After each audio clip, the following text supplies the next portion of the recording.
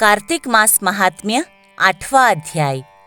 नारद जी ने राजा पृथु से कहा कि हे राजन, अब मैं कार्तिक मास के इस व्रत की उद्यापन विधि बताता हूँ, ध्यान पूर्वक सुनिए। व्रती को चाहिए कि कार्तिक मास में शुक्ल पक्ष की चतुर्दशी को व्रत के संपूर्ण फल की प्राप्ति के लिए तथा विष्णु की प्रसन्नता के लिए उद्यापन करे।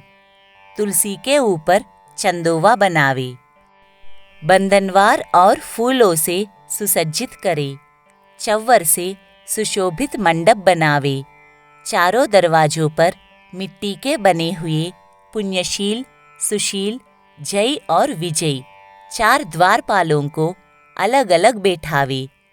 तुलसी की जड़ों में 4 रंगों द्वारा सर्वतोभद्र चक्कर बनावे, उसके ऊपर पंचरत्न नारियल रखे और शुद्ध वस्त्र से कलश को ढके। फिर भगवान विष्णु का पूजन करे।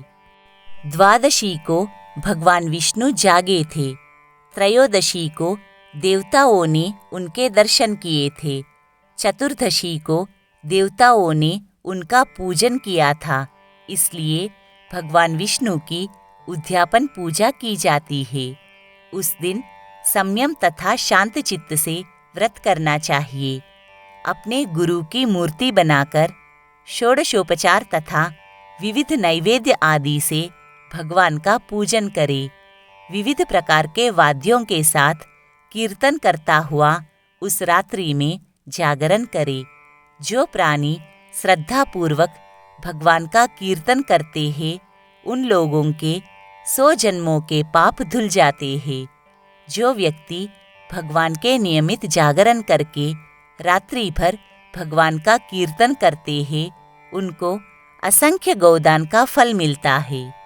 जो लोग भगवान की मूर्ति के सामने नृत्य गान करते हैं, उनके अनेक जन्मों के एकत्रित पाप नष्ट हो जाते हैं। जो लोग भगवान के सम्मुख बैठकर कीर्तन करते हैं और बंसी आदि बजाकर भगवत भक्तों को प्रसन्न करता है और भक्ति से रात्रि भर जागरण करता है, उसे करोड़ों तीर्थ करने का फल मिलता है।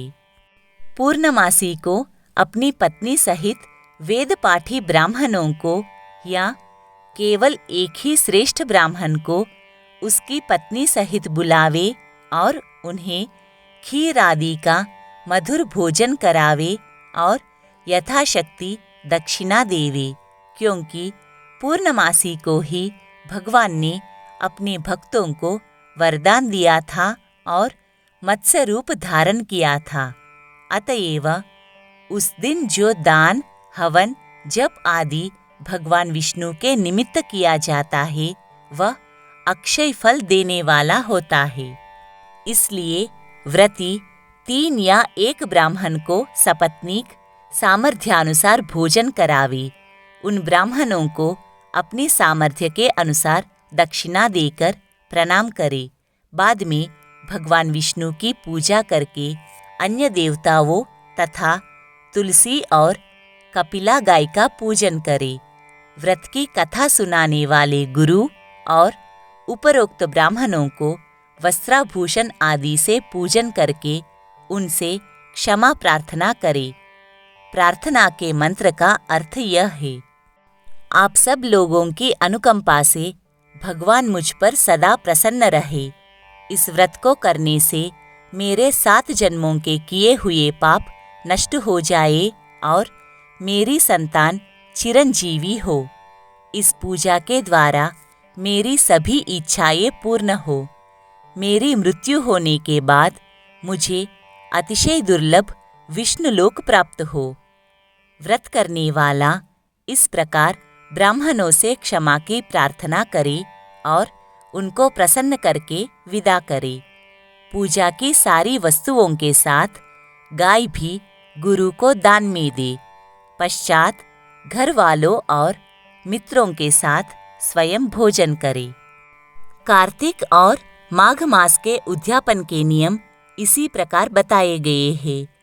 इस तरीके से जो प्राणी कार्तिक मास का व्रत और उद्यापन करता है, वह पाप रहित होकर मनवांछित कामनाओं को प्राप्त करता है।